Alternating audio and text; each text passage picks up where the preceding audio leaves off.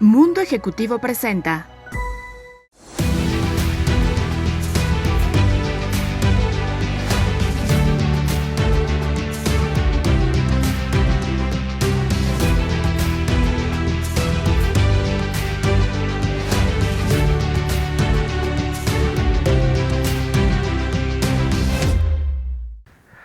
Bienvenidos nuevamente a Mundo Ejecutivo Express TV, soy Mario Moreira y hoy vamos a continuar con el programa anterior, un programa muy interesante de expectativas económicas, proyecciones macroeconómicas 2022 y tengo el gusto de contar nuevamente con Mario Correa. Dejamos temas muy pendientes, muy interesantes en el tintero. Hoy nos vamos a enfocar al 2022, las oportunidades, los retos y sobre todo para un inversionista y para las pymes, qué significa todo esto en un ámbito que viene de un año pandémico. Tocayo, bienvenido nuevamente. Nuevamente, muchas gracias por la invitación. Un gusto estar aquí platicando con tu auditorio.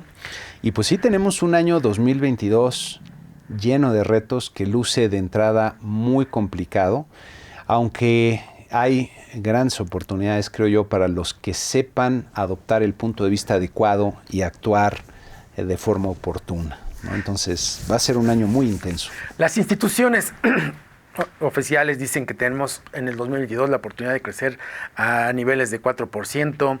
Organismos que se dedican seriamente a esto dicen que es al menos del 3%. ¿Cuál es tu expectativa y por qué se fundamentan en 4% las instituciones?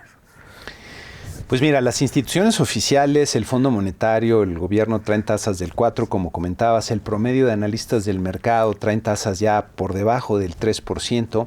Mi pronóstico que estaba revisando en estos días me da para 1.5%, wow, que está por debajo de esos niveles.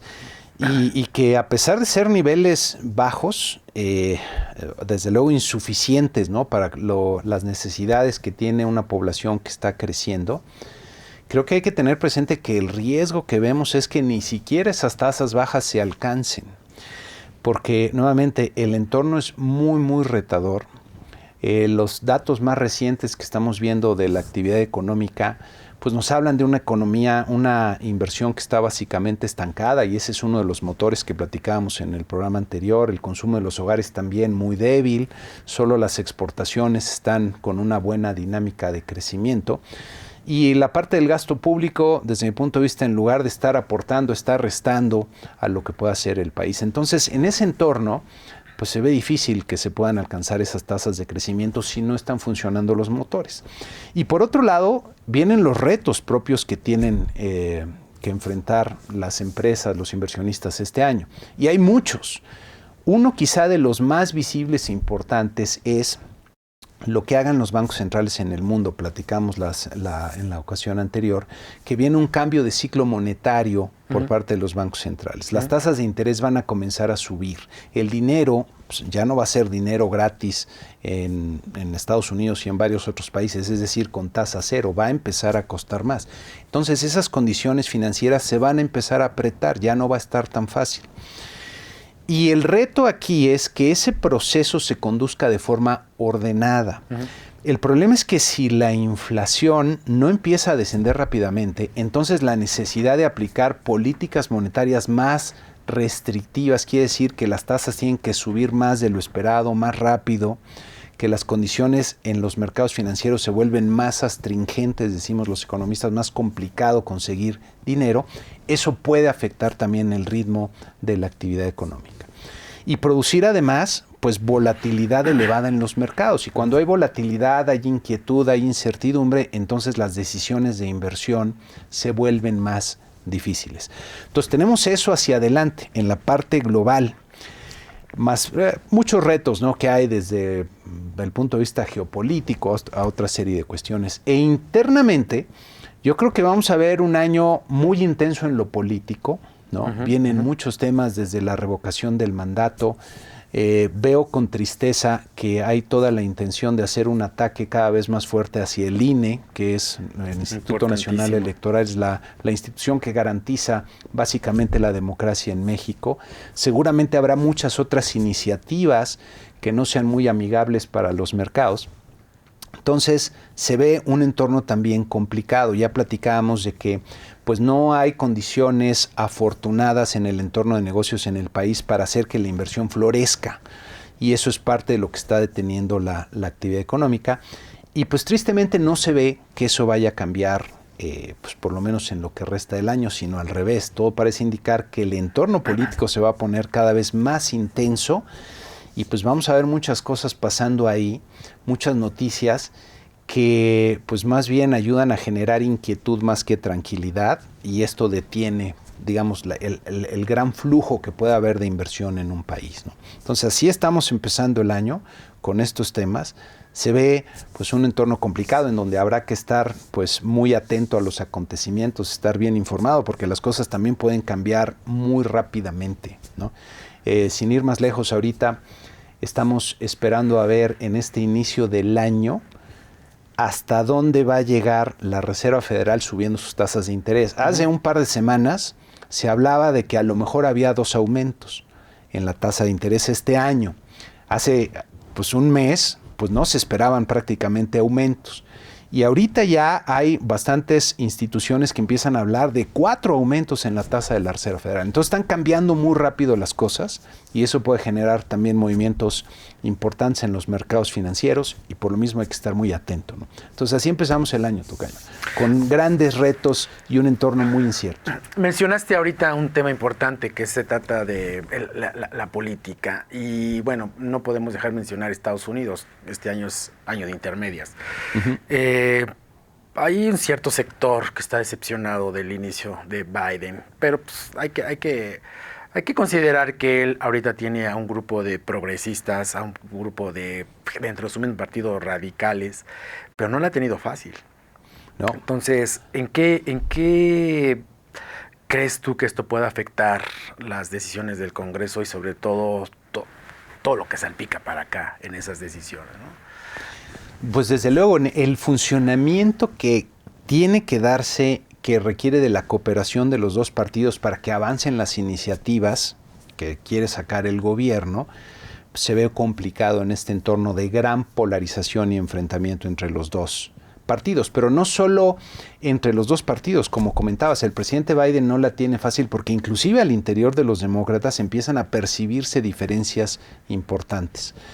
Entonces, ha sido un entorno bastante difícil para el presidente, su popularidad ha bajado de forma significativa. Hoy día, pues de acuerdo a lo que se observa en el entorno político, muchos anticipan que los republicanos van a retomar el poder en el Congreso.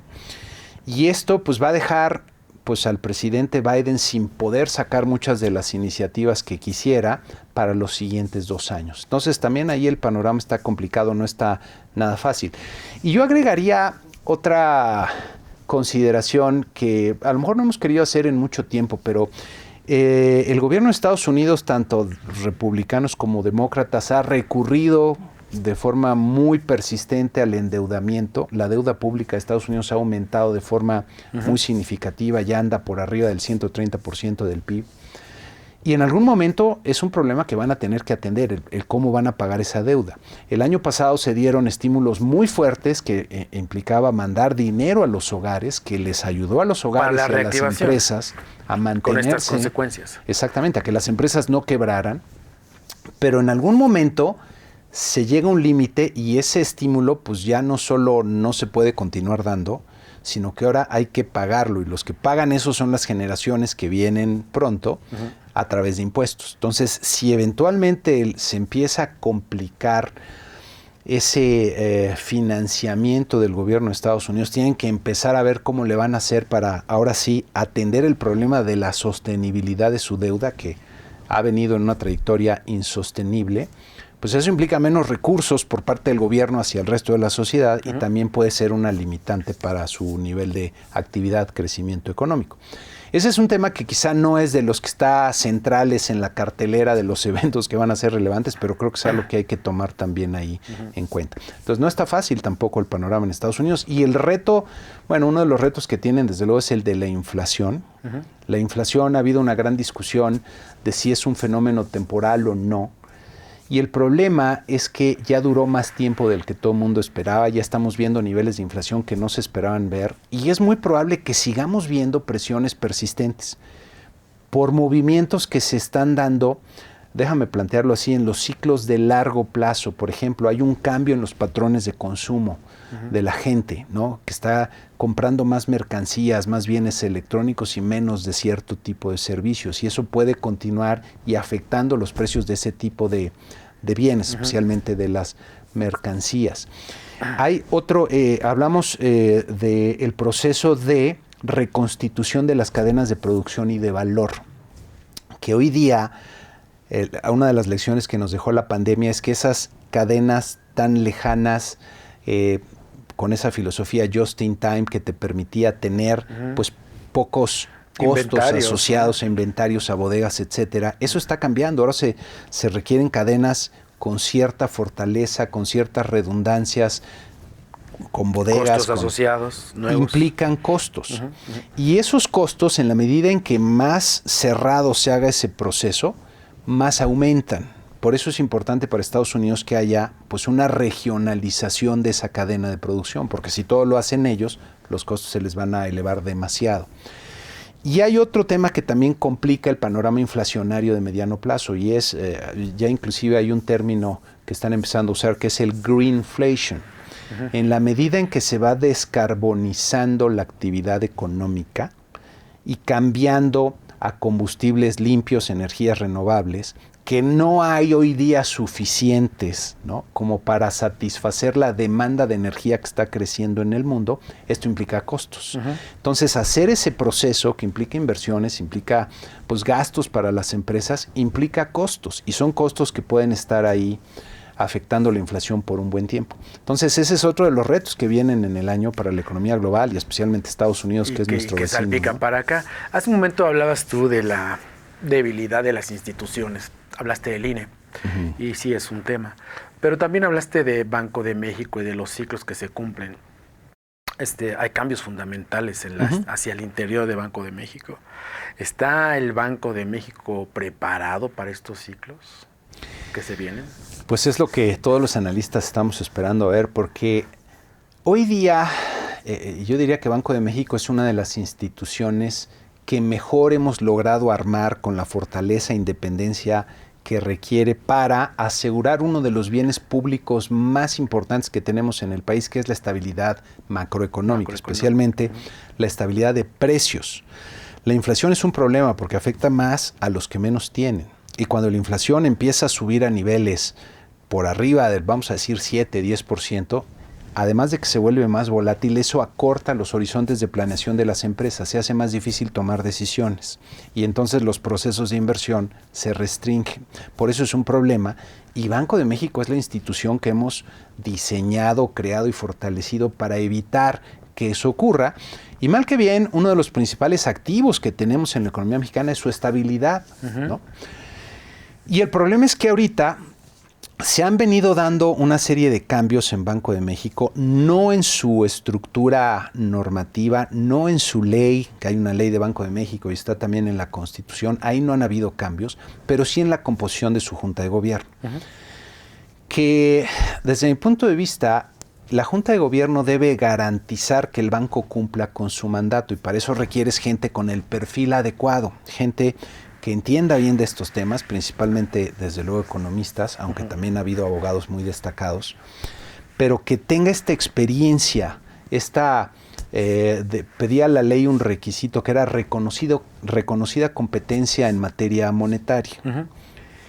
Y desde mi punto de vista, pues esa composición de la Junta de Gobierno se ha venido debilitando con algunas personas que no han tenido la experiencia adecuada, y que creo que lo ves, ¿no?, en la discusión que se tiene en las decisiones de política monetaria. Y hoy día llega una nueva gobernadora que al parecer es una persona muy capaz y tiene una trayectoria muy brillante, pero no tiene la experiencia específica que requiere el puesto. Entonces va a tener que ponerse al día muy rápidamente. Y el problema es que las decisiones que tome pues tienen consecuencias muy importantes. Muy importantes. Ya llega con la presión del presidente. El tema dual, ¿no? De que le gustaría ver un mandato dual en Banco de México. Mandato dual quiere decir que el Banco Central persigue no solo el objetivo de estabilidad de precios, sino también el objetivo de promover el crecimiento de la actividad económica. El problema es que a mí me gusta decirlo así, que cualquier economista que se respete sabe que un banco central no puede crear crecimiento económico de la nada, ni sostenible, ni por mucho tiempo. Y lo han dicho todos los banqueros centrales importantes que han pasado recientemente por los bancos centrales más importantes, desde Bernanke, Draghi, etc. Entonces, tratar de alcanzar una meta para la cual no tienes las herramientas adecuadas, pues es una quimera y al final del día nada más abre la puerta a un montón de problemas. Entonces ya llega con esa presión y llega con un reto inflacionario muy fuerte. La inflación está en su nivel más alto de los últimos 20 años. Desde el punto de vista, Banco de México ya va tarde en ese proceso de evitar que la inflación se siga pues manteniendo elevada.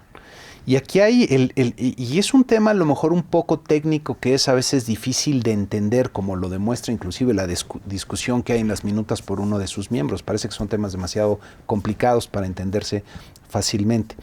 El riesgo que hay hoy día es que este brinco que se ha dado en los precios perdure por más tiempo. Decimos los economistas que el riesgo que hay es que se desanclen las expectativas de inflación. Y las expectativas no son necesariamente las de los analistas que contestan encuestas. Son las expectativas de las personas que allá afuera ponen precios o en su fondita o en sus grandes empresas. O son las expectativas de los inversionistas que deciden comprar o no bonos de largo plazo. Esas son las expectativas que cuentan. Y el problema es que si se desanclan esas expectativas, porque se percibe que el Banco de México está más complaciente, va a ser menos firme en su lucha contra la inflación y eso implica que la inflación va a estar más alta por más tiempo, la inflación entonces se va a quedar, la gente va a empezar a tomar decisiones de precios con inflaciones más altas, los inversionistas van a ver tasas más altas en la parte larga de la curva y entonces tenemos un problema mayor. Por eso se requiere que haya firmeza de entrada por parte del Banco Central y todos estamos esperando a ver pues cuáles van a ser las primeras declaraciones de la nueva gobernadora, cuál va a ser su lectura, cuál va a ser su interpretación el nivel de de confianza que con qué llegan, ¿no? Muy importante. Eso va a ser fundamental, ¿no? Hay dos temas que me gustaría atacar contigo, lo platicábamos hace un momento, están las condiciones para nuevas IPOs en el país, pero también el grado de inversión está en riesgo. ¿Qué opinas? Mira, yo creo que el grado de inversión sí está en riesgo y eventualmente, si seguimos por donde vamos, lo vamos a perder. Ahorita, algo que ha ayudado a evitar que se pierda el grado de inversión es que las finanzas públicas han mantenido, digamos que en sus principales indicadores macro, es decir, hay ciertos indicadores como el déficit fiscal, el superávit primario del sector público, que es si tú a los ingresos le quitas los gastos, pero a los gastos descuentas la parte que pagas de intereses de deuda, de todo lo que se refiere al gasto de deuda, lo que te queda es el balance primario. Si tienes más ingresos que gastos es un superávit y cuando gastas más que los ingresos tienes un déficit. Entonces es una medida de las finanzas públicas que se han mantenido más o menos en orden y que cuando tú la comparas con otros países que pueden ser similares a nosotros, que sí han recurrido a mayor endeudamiento y mayor déficit, pues México no se ve tan mal. Pero creo que hay que tomar esto con la debida reserva porque las finanzas públicas, desde mi punto de vista, no están tan sanas como se pregona. Porque ha habido una gran destrucción de la capacidad operativa del gobierno, un austericidio, si así lo quieres ver, ¿no? O sea, no se trata solo de tener este superávit, sino que si tú ya destruiste tu capacidad para proveer, por ejemplo, medicinas, que seguimos teniendo faltantes muy importantes, servicios de salud, ¿no? En donde hay muchos hospitales públicos que no tienen lo que se requiere. Es hasta allá donde llega el consumidor este tipo de decisiones. Totalmente, tangible, lo ven, totalmente. Eso la gente lo ve en su día a día. Entonces, si tú tomas en cuenta que las finanzas públicas pues están en orden en la parte de arriba, pero ya no estás produciendo los mismos bienes públicos, servicios públicos que antes producías, resulta que sí hay un deterioro, ¿no?, en esa capacidad. Y tienes el problema de Pemex y de CFE, que son Pemex. Empresas que no están con la estrategia adecuada, que están de hecho destruyendo valor, aunque se insiste en lo contrario. Pemex es una empresa muy endeudada, tenía 115 millones de dólares Mucha de la deuda. deuda del actual país y gobierno se está yendo al factor Pemex. Acaba de esta mañana anunciarse que terminó el refinanciamiento. Pero también la CFE es la que está absorbiendo todo como única productora de energía, pero que no son las limpias. Entonces, cuando tú tomas todo eso en cuenta, tocayo, yo observo presiones que no estamos viendo en los numeritos que son los que más sirven para hacer estas comparaciones, pero que van a surgir pues al final de este año, el que sigue, sobre todo si la estrategia no cambia, y eso es lo que puede poner en riesgo el grado de inversión del país. Aquí hay dos temas que están viendo las calificadoras. Uno es justo la capacidad de pago que tenga el gobierno, pero otro, y que depende de un factor fundamental, que es el potencial de crecimiento. Y ese potencial de crecimiento, el crecimiento a largo plazo, se está viendo mermado, se está reduciendo. El índice es el más bajo. Pues ha venido bajando de forma muy significativa. Entonces yo creo que sí está en riesgo el grado de inversión. Quién sabe si este año, pero si seguimos por este camino, yo creo que antes de que acabe este sexenio lo vamos a estar perdiendo. Tocayo, nuevamente estamos con un programa bastante interesante que da para mucho más, pero me gustaría en los últimos minutos de este programa darles un consejo a las personas de a pie, a los pymes, a los inversionistas, porque hemos tocado temas macro, pero ¿qué hay de toda esta situación y qué oportunidades? Porque siempre está el escenario que humanamente yo no sé si mundial, pero en México por lo menos nos da escenarios pesimistas y sin ser irresponsables en ver las oportunidades de este momento, ¿qué consejo le podemos dar a todas las personas que a nivel de pyme pues sostenemos este país? Mira, con todo gusto. Lo primero, un par de tips, consejos rápidos, es tratar de estar muy atento y entender los cambios que se están dando en el entorno, o sea, desplegar literalmente las antenas para ver cómo se pueden hacer estos cambios. Por ejemplo, mucha gente se ha tenido que adaptar rápidamente al negocio de los restaurantes, fondas, comida rápida, etcétera. Pues si ya no tienes comensales, tienes que ver cómo le haces para que entonces tú lleves la comida a los hogares. Y entonces desde algo tan simple como tener tu motocicleta repartiendo puede ser un cambio que te ayuda a sobrevivir. Pero eso implica levantar esas antenas y entender cómo se están dando los cambios. Platicábamos hace ratito un consejo y no es, digamos, mala onda, pero hay que pensar más. Y no es porque la gente no piense. Literalmente, por la forma en que está construido nuestro cerebro humano, actuamos en piloto automático buena parte de nuestro tiempo y no nos damos cuenta. Entonces, algo tan sencillo como hacer una cita en tu agenda, pequeño empresario, para pensar 15 minutos cómo resolver un problema que tienes, cómo pagar la nómina, no sé, cómo cambiar el producto. Pensar en papel, escribir y seguir tus pensamientos en papel puede ser, creo yo, un buen tip. Y luego, ya desde un punto de vista más financiero, yo creo que en este entorno hay que cuidar mucho las finanzas, especialmente el balance de la empresa, el balance personal, es decir, entender bien cuáles son nuestros activos, no tener tantos pasivos y sobre todo privilegiar mucho la liquidez, es decir, tener cash. Porque la liquidez te va a permitir tanto enfrentar los problemas que te puedan surgir, como también aprovechar las oportunidades que también puede haber, ¿no?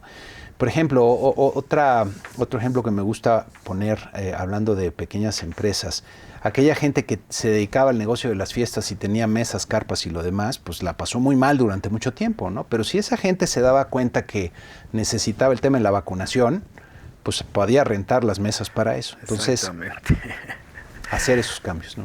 Pues está increíble el tema. Qué bueno que terminamos con este mensaje para para las pymes, para la gente de a pie, para el público consumidor. Muchísimas gracias, tocayo. Ha sido todo un placer. Y a lo mejor algo que les sirve mucho es estar cerca de sus economistas de confianza, va a ser fundamental. Así va a ser, y más en este canal. Muchas gracias a ustedes por habernos acompañado. Soy Mario Moreira. Nos vemos en el próximo canal, donde tendremos, como siempre, un invitado de lujo. Los espero el próximo de la serie. Hasta luego.